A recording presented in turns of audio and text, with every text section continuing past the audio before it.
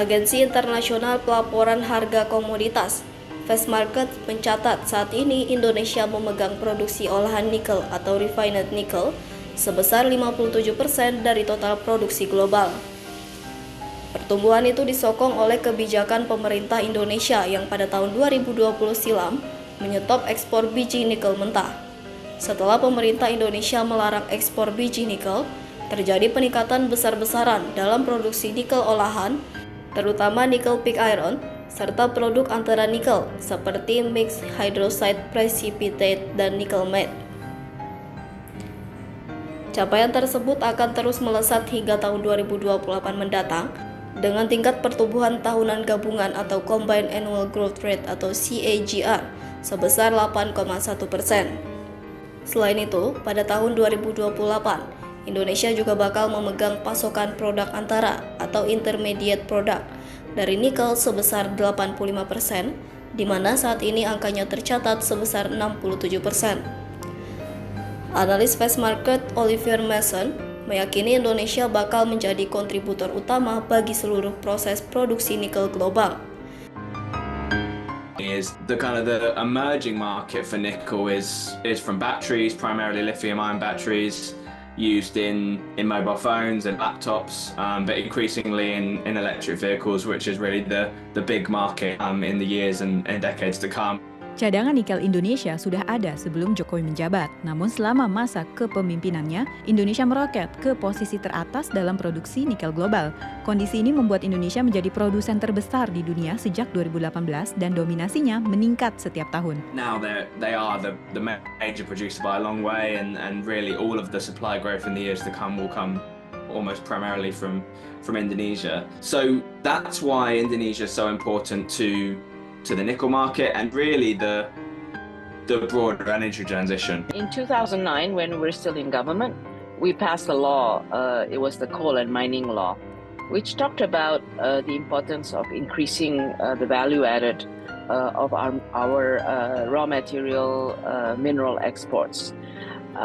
And there was a timeline that we would start restricting the exports of ore by 2014.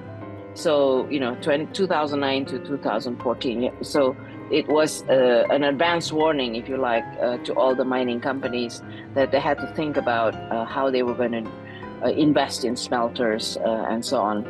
Bagi Indonesia, tujuannya adalah untuk berkembang pada tahap yang paling menguntungkan, yakni hilirisasi. The upstream is typically mining and a little bit of processing. The midstream starts to get into more technical materials that can go into battery materials, and the downstream is the batteries and the electric vehicles themselves.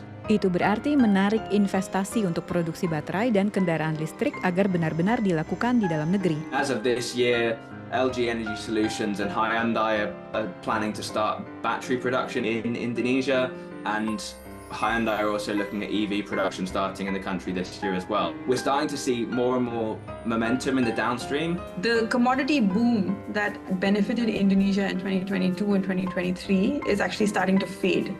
So we're seeing these commodity tailwinds fading. In Indonesia, usually when we have higher commodity prices, it tends to lift quite a few boats. So it tends to lift government revenues, it tends to lift investment spending. And as these tailwinds fade, we basically see that it could have some impact on growth as well.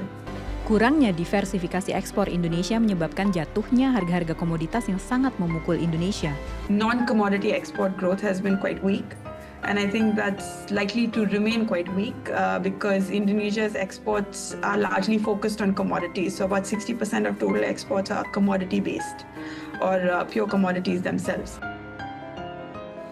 Mengingat sejarah ketidakberpihakan politik Indonesia, ada dua negara yang menonjol dan sangat penting dalam hal ini, dua ekonomi terbesar dunia, China dan Amerika Serikat. Pada 2014, AS berinvestasi langsung sedikit lebih banyak di Indonesia dibandingkan China.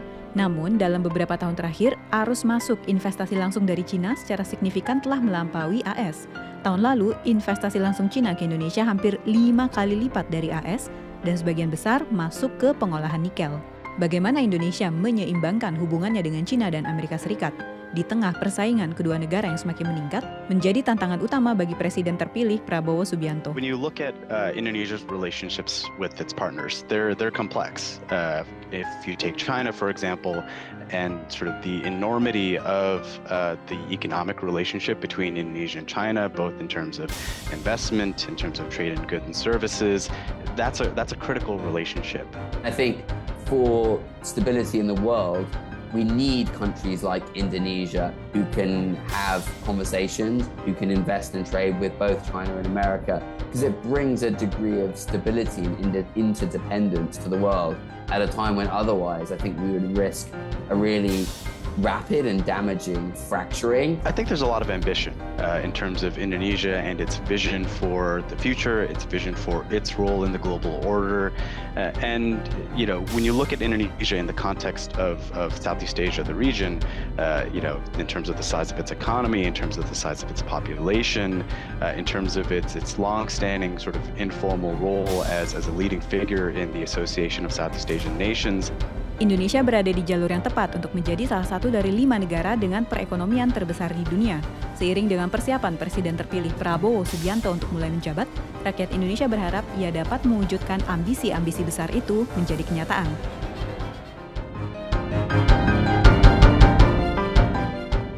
Namun demikian, ia khawatir soal kemampuan tambang nikel di Indonesia mampu memenuhi kebutuhan industri pengolahan yang ada. Sebab Persetujuan Rencana Kerja dan Anggaran Biaya atau RKAB pada awal tahun ini sempat tersendat. Peningkatan signifikan dalam pasokan nikel Indonesia telah berdampak menekan harga dan kontrak Nickel London Metal Exchange atau LME dalam 3 bulan terakhir saat ditutup pada 3 September lalu. Harga nikel ditutup 16.462 US dollar per ton atau turun 47,10% sejak ditutup pada 3 Januari 2023 di angka 31.118 US dollar per ton. Akibat turunnya harga nikel dan kenaikan biaya produksi, beberapa operasi nikel di negara-negara barat telah ditutup sejak tahun 2023. Fastmarkets memperkirakan biaya operasional nikel di negara-negara barat berkisar antara 15.500 US dollar hingga 21.000 US dollar per ton. Sementara pada saat yang sama, Indonesia justru akan meningkatkan produksi nikel dengan harga yang rendah. Produsen-produsen barat kesulitan menemukan cara untuk bersaing. Namun, salah satu pilihannya adalah mendirikan pabrik di Indonesia yang memiliki basis biaya lebih rendah. Saat ini, sebagian besar operasi nikel di Indonesia didukung oleh investor Tiongkok.